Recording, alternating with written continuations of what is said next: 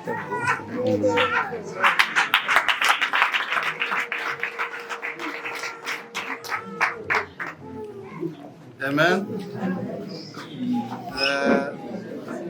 Reka dutuze rero kugira ngo tuvuge mu ncamake umushumba cyangwa se umubyeyi wacu cyangwa se umutoza w'abantu benshi.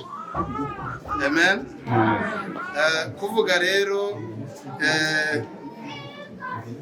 murambabarira kuvuga amazina ye kuko ni ngombwa. Kuvuga mu buzima bwa Pastor Sebanyana mu by'ukuri ni burebure, ariko turavuga mu ncamake. Ariko ntaratangira kubuvuga, reka nshimire umushumba w'intara ku muhango mwiza adukoreye, kandi mu buryo yabikoze mu buryo buri professional, kandi mu by'ukuri mushumba mu mavuta yanyu, icyubahiro cyanyu, ntabwo twe twari tubazi, ariko hari igihe ureba umuntu ukabona afite Imana yamuhaye ubwenge bwo gukora ibintu neza. Amen. Kandi buriya rero ubwenge bwose mu murimo w'Imana cyangwa isi impano yose irakenerwa. Ubwo rero mu by'ukuri njye yanejeje, kandi namushimye cyane nk'umushumba koko ubifitiye uburambe kandi ubifitiye amavuta yabwo, wabikoze neza ku buryo rwose ni igisirimu. Rero Imana iguhe umugisha mu by'ukuri, nanjye ndagushimiye. Muri make rero pastori rero kumuvuga, twe turi abana, tugiye kumuvuga nk'umutoza w'abantu benshi, tugiye kumuvuga nk'umubyeyi w'abantu benshi, tugiye kumuvuga nk'umushumba nk'uko umukozi w'Imana agiye abivuga, ariko turavuga muri samari, ibindi byinshi ntabwo twabivamo.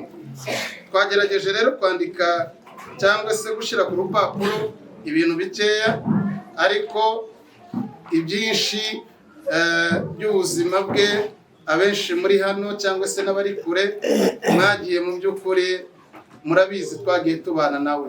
Rero nimubonaho ngiye navuga nk'umutoza, ntibibatera confusion. Aho mubona ngiye kuvuga nk'umushumba watureze, nabwo ntimugire ikibazo, cyane cyane nkanjye nyine ndamuvuga muri byose, kubera ko nyine dufite uburyo yagiye aturera. Amen. Sebanyana ni nde rero? Murambabare nabivuze kuvuga izina ryiwe, kuko nintavugaga izina rye ntimumenya uwo ari we. Murashobora kugira ngo ninjye wawivuga cyangwa mvuge ntundi, ariko kubera yuko yampaye ububasha bwo kuvuga aya makuru, ubwo nyine ndavuga izina ryiwe, nubwo bijya bigora kugira ngo uvuge izina ry'umuntu. Yes. Niyo umwarimu, niyo uhuye n'umwarimu wakwigishije bakakubwira ngo uje kwigisha ubona mwarimu wakwigishije, uzubanza ugata equilibre. Ariko rero turashima Imana ko uyu munsi tugiye kuvuga Sebanyana uwo ari we, akihibereye, aho arahagaze n'amaguru yiwe. Hari abantu bajya baza kuvuga abandi bakabavuga baragiye, kandi n'umugisha ukomeye cyane.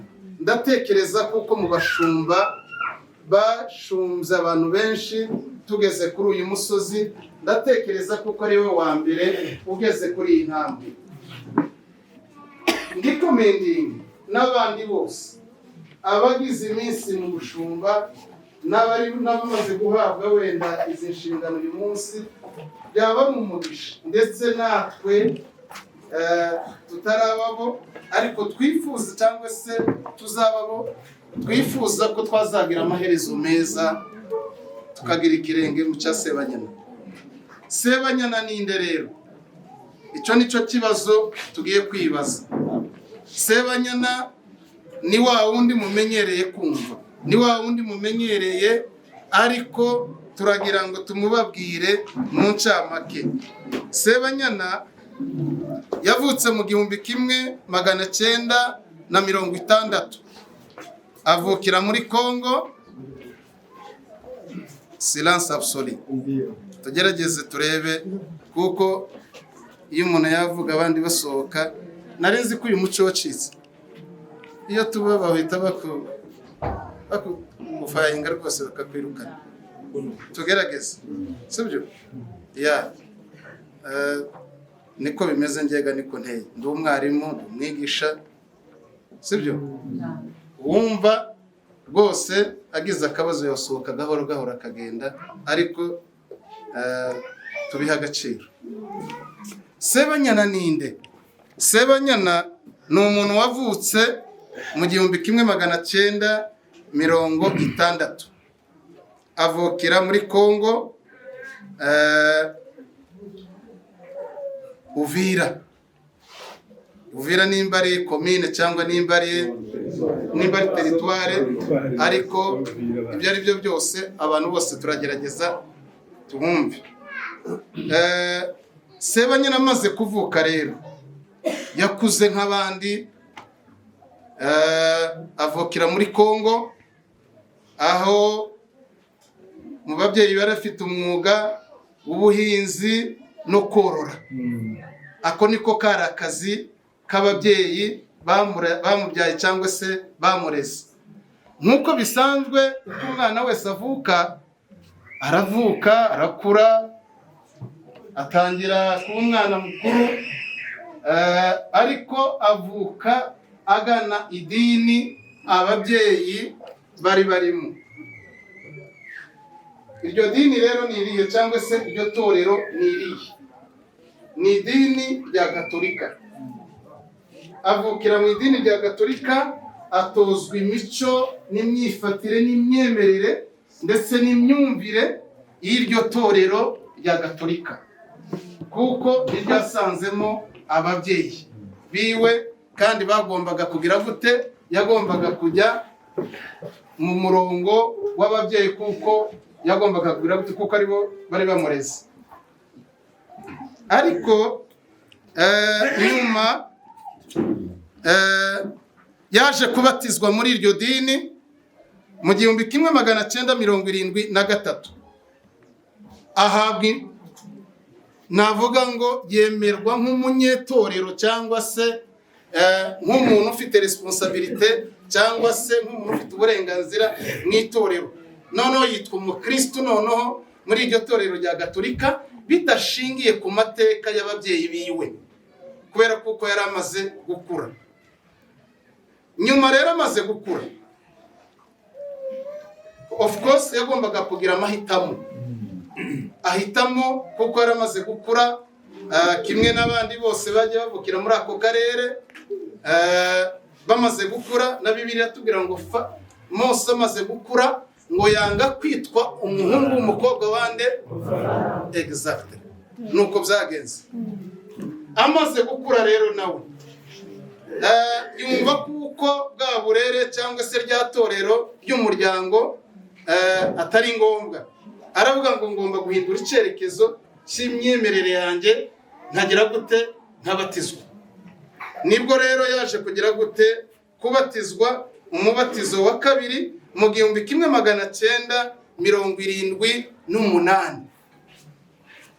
Amaze kubatizwa rero yabatirijwe ahantu muri Katanga mu itorero ryitwa Kadeza. Kadeza murayumva? Kadeza no Kadeza.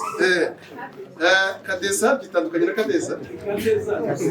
Oh, yabaye Kadeza. Okay, sorry. Abenshi murabyumva. Ico gihe rero byari mu ntara ya Katanga, aho bita ngo ni muri Shaba cyangwa se muri Zura. Amaze kubatizwa rero, mu by'ukuri urumva kuko yari amaze guhindura imyumvire no guhindura icyerekezo cy'imyumvire n'itorero yari arimo.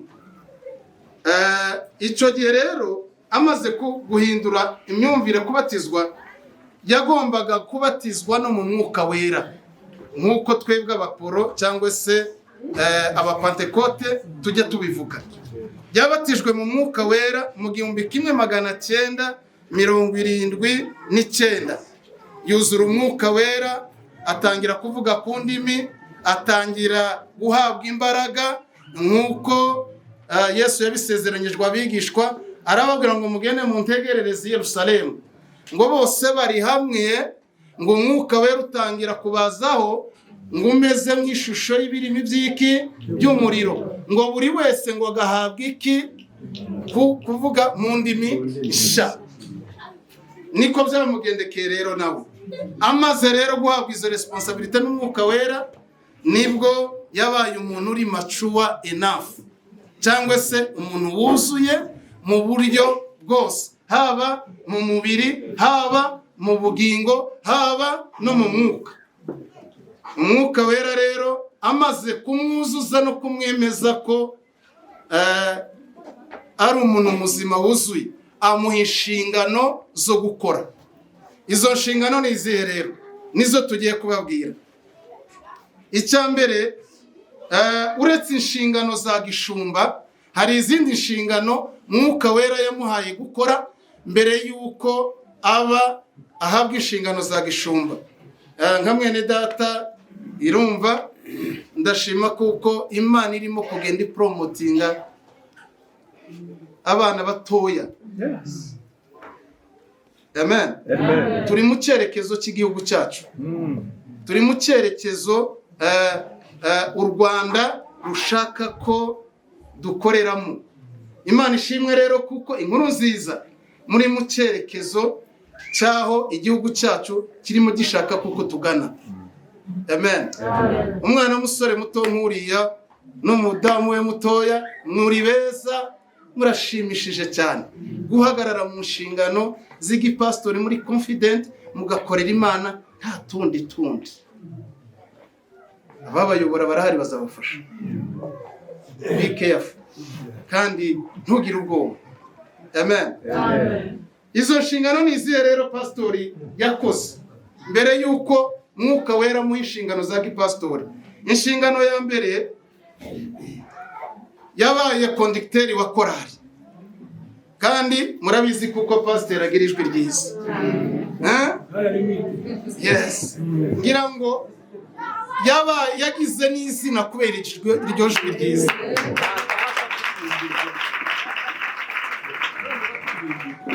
Araza no kuturirimbira. Amen. Yabaye kondukteri wa korali. Kandi murabyibuka mu myaka ngewe mperuka, yajyaga akaririmba muri iryo jwi, nkumva gusa umunyenga, nkumva ndimo ndaganira na mwuka wera. Amen. Iyo ni inshingano ya mbere. Inshingano ya kabiri, yabaye umuyobozi w'urubyiruko mu itorero. Amen. Imana imuha ubwenge, Imana imuha ubushobozi, ayobora urubyiruko mu nama nyinshi. Icyo gihe ndatekereza ko nawe yari akiri mutoya, kubera kuko nawe yari urubyiruko, ariko Imana imufasha muri izo nshingano, ayobora urubyiruko kandi arugeza ku cyerekezo itorero ryashakaga ko urubyiruko rugira gute rugeraho. Inshingano ya gatatu, yabaye umubitsi w'itorero. Umubitsi w'ikirere, ntabwo ari umubitsi w'amafaranga, ahubwo yabaye umubitsi w'umwizerwa, abika ibikoresho by'urusengero cyangwa se ibikoresho byabaga mu rusengero, like wenda synthetizer, ingoma. Ariko ndatekereza icyo gihe synthetizer zari zitarabaho, zari ingoma n'ibidari n'amapendo n'ibindi byose nk'ibyo itorero ryakoreshaga bahimbaza Imana. Wari umugisha uteye ubwoba. Okay. Yes, ndaza kubigeraho. Wari umugisha uteye ubwoba kubika ibikoresho by'Imana. Amen. Murabizi abantu bagiye bacumbikira isanduku ry'Imana, rivuye hehe? Mu banyamahanga. Abenshi baryitagije, barimo bahungarira twicerera tumara. Barabona turijyana kwa Bidedomu. Wari umukene wari upfuye. Bategereje kuko umwana wa mbere akinduka, uwa kabiri akinduka, uwa gatatu. Ngo ariko ngo isanduka rimaze kuhagera, Abudedomu kubera kuko yari umutaramyi, ngo atangira gutarama n'umugore wiwe. akabwira Chantal n'undi wese bakaza bagatera indirimbo, mumumenye muyiyeke uyo lololo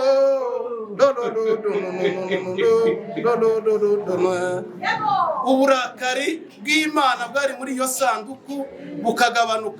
Noneho bakaza gusanga inkoko zimiltipliye, ubucuruzi bwazamutse mu mezi 3 gusa, ngo basange Budadomo niwe muherwe wa mbere. Kubera kubika isanduku ry'Imana. Turagushimira mushumba w'Imana, kubera kuko wabitse ibikoresho.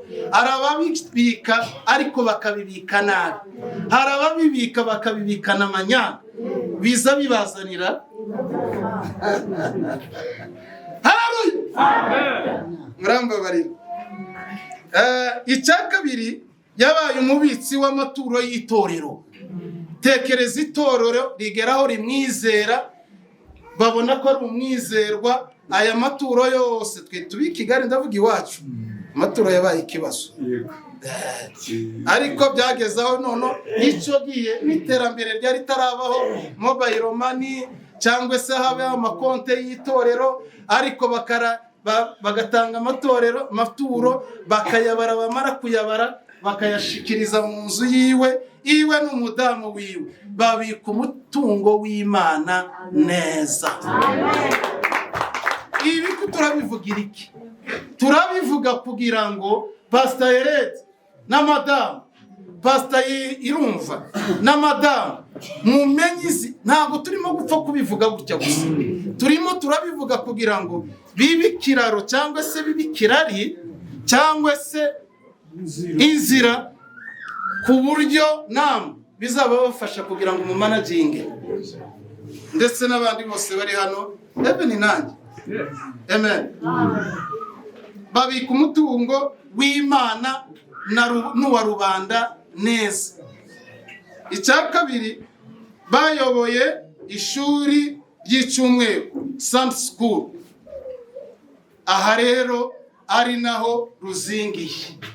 Uyu munsi wa none twe twahuye turi batoya tumaze gukura, ariko yari afite pepiniere, ingemwe, aja gukemura ingemwe. Izo ngemwe arazirera, zirakura, zimare gukura, zibitorero, ziri mu mahanga atandukanye hirya no hino.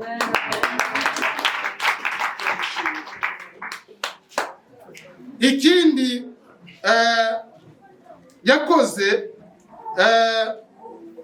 yagiye ku ishuri rya theology, kubera rero kuko umuhamagaro warakuze, arakura, ashaka kugira ngo ahabwe ubumenyi buhagije. Ngira ngo mwumvise kuko n'umushumba wacu yabanje kubaza ngo ese aba bashumba bagiye gusezeranya bafite ubwo bumenyi bubashoboza nibura kuba barera umukumbi w'Imana bijyanye n'icyerekezo cya government yacu.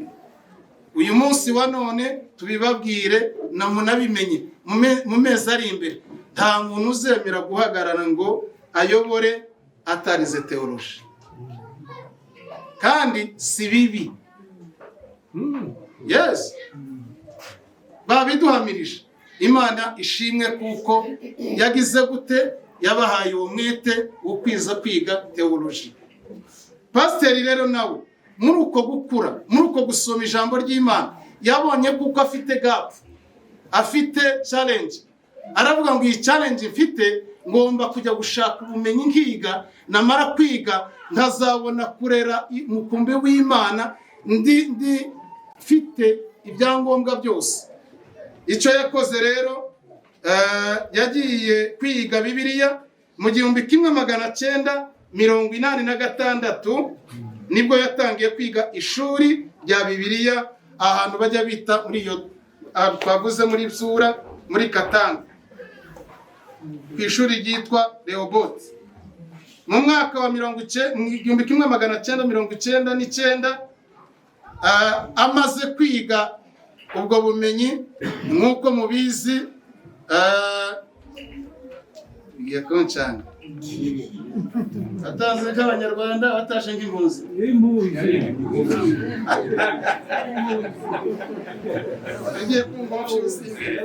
Yes. Okay. Reka mvuge yaje rero nk'impunzi araterwa ariko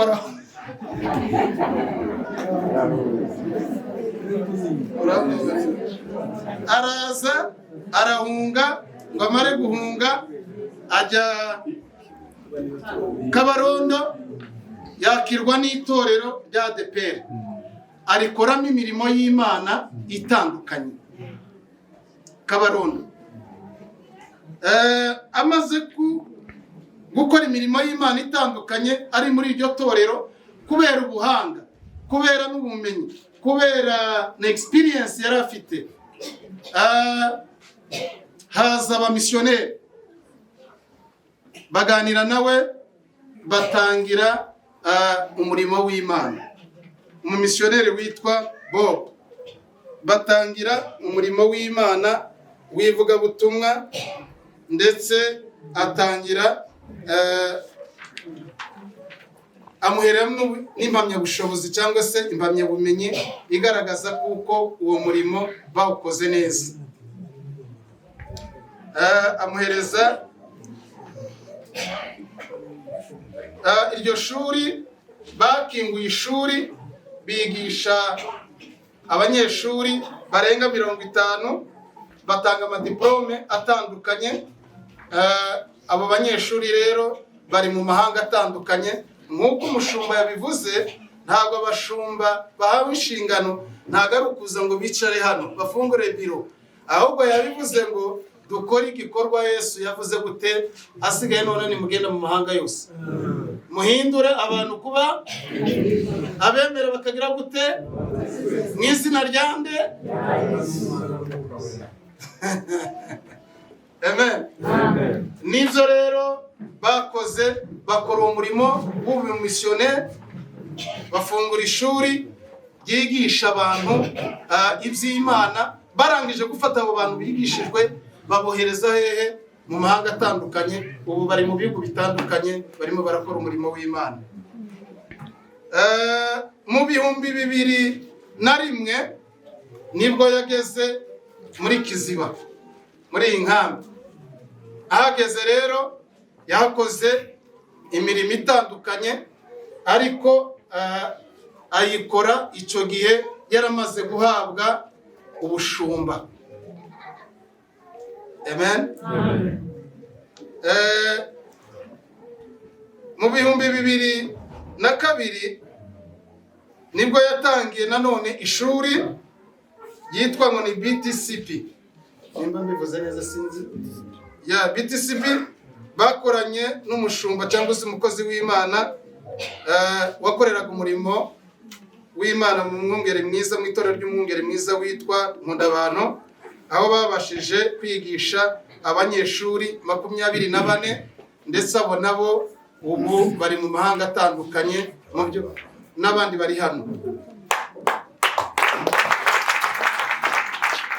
Nico gituma navuze ngo ndavuga pastori nk'umushumba, ariko muvuge nanone kandi nk'umutoza, nanone kandi muvuge nk'umubyeyi w'abantu benshi baciye. Amen. Kandi ngira ngo murumva ko mu mbano twagiye tuvuga akenshi mwagiye mwumva kuko yari trainer, yaratraininga iwe, akazi kiwe kwari ugutraininga abajya gutraininga abandi. Amen. Turamushimira.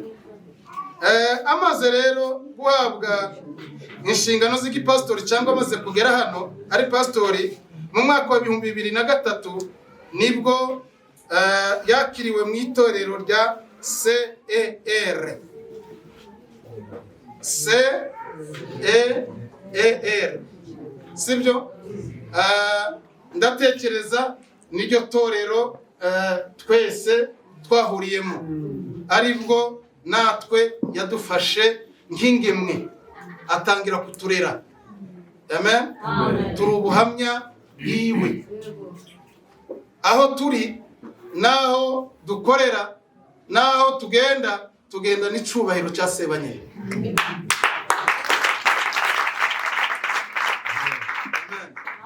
Twahuriye muri iyi nkambi tumeze guterera, twari disturbing mu buryo bwose bushoboka, nta cyizere twari dufite cyo kubaho, ubuzima ntabwo ari buhari. Ndabyibuka bamwe muri hano murabyizi, duhurira hano nta myenda twari dufite, nta biryo twari dufite, abantu bari bashagaraye, tuvuye mu ntambara zikomeye, ubuzima ari bubi, icyo twari dusigaranye gusa byari ihumure ry'Imana. Iryo humure ry'Imana rero twaribonye riciye mu mugaragu w'Imana Sebanyana. Amen. Murabizi ubukene twari dufite, murabizi inzara twari dufite, murabizi ibibazo mu miryango byari byinshi, abapfakazi, imfubyi, byari byinshi, ariko ibyo byose byagendaga bikaba represented by Sebanyana. Nka kundi umushumba yavuze ngo umushumba arabwirwa akamira, agira icyo bashiramo. Amen. Waza ukamubwira agashira mu cyobo, ariko yakubona ntakubone kwa kundi, ahubwo iwe agafata umwanya akajya gusenga, akavuga ngo uyu muntu nubwo yambwiye gutya, mukingurira imiryango. Imiryango yakingutse benshi kuri twebwe. Haleluya. Ari byo umushumba yavuze, imiryango yagiye ikinguka benshi kuri twebwe, turi bihamya. Haleluya. Murabizi ubuzima twagiye tunyuramo hano dusenga kugira ngo Imana ikingure imiryango, umuryango wa Amerika, umuryango wa hanze, twarapfukamaga tugasenga, ariko mu masengesho y'abakirisitu tugasengana emotionally, tugasengana n'inzara, tugasengana ibyifuzo, ariko byagera ku mushumba akagenda yorientinga, ashira ibintu ku murongo. Turamushimira, ni umubyeyi mwiza. Ibi turabivuga utarapfa. Hari ijambo nasomye muri Zaburi 92 umurongo wa 12. Ninde witeguye ngo ayidusomere vuba vuba? Zaburi 92 ngiye gusoza. 92 umurongo wa 12 ku murongo kugeza ku murongo wa 14. Uwe nkubwiranye umusozi. Yego nashoje.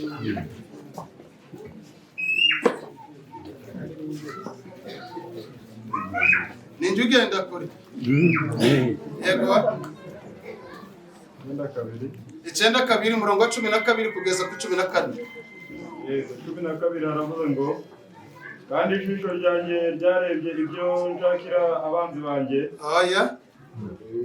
Zaburi 92. 92 umurongo wa 12. Yego. Yanjye ndufasha ariko ni kwa.